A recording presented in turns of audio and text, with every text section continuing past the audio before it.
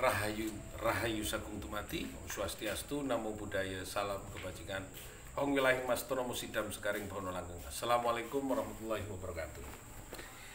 Pemirsa Cahaya Batin, pintu gerbang kesadaran bangsa Nusantara. Memang hari ini suasana panas, cuacanya panas. Sepulang saya dari PKL ke Tintang, nggak tahu ini blurek karena kameranya atau apa, kita nggak tahu. Tapi yang pasti situasi semakin kurang menentu.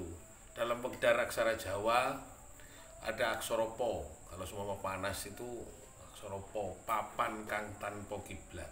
Siapa yang merasakan panas ya papan kita ini, badan kita, papan kang tanpa kiblat.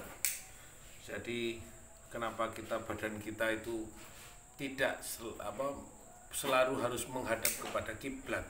Kiblat ini ya di dalam diri kita ini selalu menghadap kepada Gusti Kang Akarya Jagat, kepada Allah.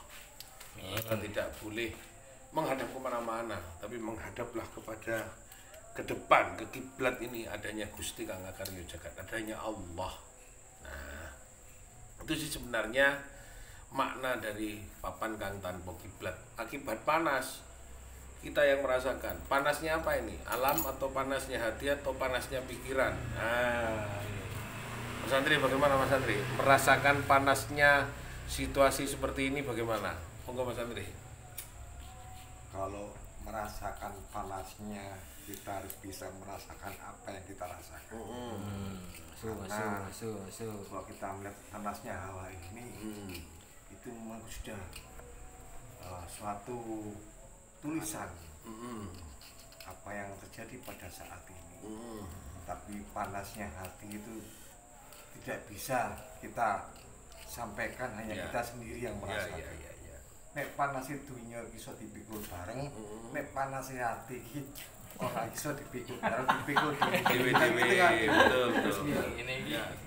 Nek dipikul bareng-bareng iku panase kompor. Panase kompor, panase wajan, panase ya. Jadi nek panase hati, panase pikiran dipikul dewe-dewe. Mbok iki sing ngomong iki tetep ae panas apa enggak atau sedang kepanasan karena kompornya meledak di dalam dirinya atau bagaimana. Ya itu enggak apa-apa, mari kita belajar. Saya juga mengalami panasnya hati saya itu tadi karena enggak selesai lukisan wis tak enteni selawe iki enggak mari-mari. Wis cat wis sampai entek dan macam-macam, tapi ternyata tidak bisa menggambarkan apa-apa. Mas Pai, sampean merasa tersinggung nggak tukang kunci itu mengganggu anunya sampean atau gimana? Panas nggak sampean? Betul panas. Nah, nggak mungkin karena satu luar kalau sing panas. Nah, saya kira karena suhu mengganggu suhu. Suhu nih kunci. Cari nih kunci nih lawang suwarko. Wis tak rombengno kuncine. Lawang iki, melu tak rombengno bisa. Jadi kuncine iki ya ning papan kang tanpa kiblat. Papan kang tanpa kiblat. Jadi ada yang disebut dulu Mas Andri itu disebut dulu bukan kiai. Namanya panembahan. Panembahan itu kenapa Mas Andri dulu pada waktu zaman sebelumnya disebut panembahan, karena hidupnya dia hanya untuk papan yang manembah mering ilahi, manembah kepada Gusti Kang Akarya Jagat. Maka tingkatannya dulu sebelum ada lahirnya sebutan kiai, kai itu ada namanya, tingkatannya setelah resi, mangku itu adalah panembahan.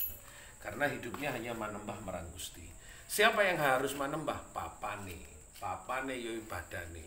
Kalau di dalam ajaran kita ada yang namanya Bodronoyo Marmoyo Ismoyo karo Semar. Bodronoyo badane, sing diceluk Bodronoyo Marmoyo karena dia selalu madep mantep malang rasa, madep mantep marang yakin, karena yakin madepe mantep marang Gusti Kang Akarya Jagat. Itu sebenarnya tingkatan ilmu pengetahuan seperti ini sudah banyak yang tidak tahu, artinya dilupakan, lebih suka kepada hal-hal yang panasnya pikiran. Nah, kalau Mas Andri bisa dari mana sih sebenarnya munculnya panasnya pikiran itu? Kalau yang sering kepanasan pikirannya ini, gimana? Monggo. Ya, saya bisa menggambarkan panasnya pikiran itu ketika kita belum bisa menguasai indera-indera yang kita punya. Ya. Seperti contoh mata kita. Mata kita ini sifatnya yang sudah dikurkan Allah Ta'ala ini melihat,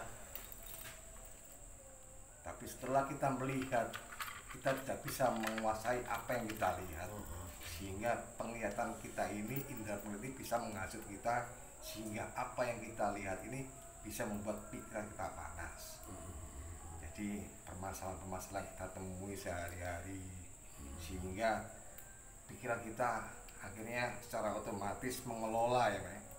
Akhirnya setelah kita tidak bisa menguasai apa yang kita lihat, nah jadi kotori pikiran gitu Mas Adi. Iya iya. Nah, mau tadi yang kotori pikiran akhirnya mau pikiran menjadi panas. Berarti Gusti hilang ya. Ya, hilang.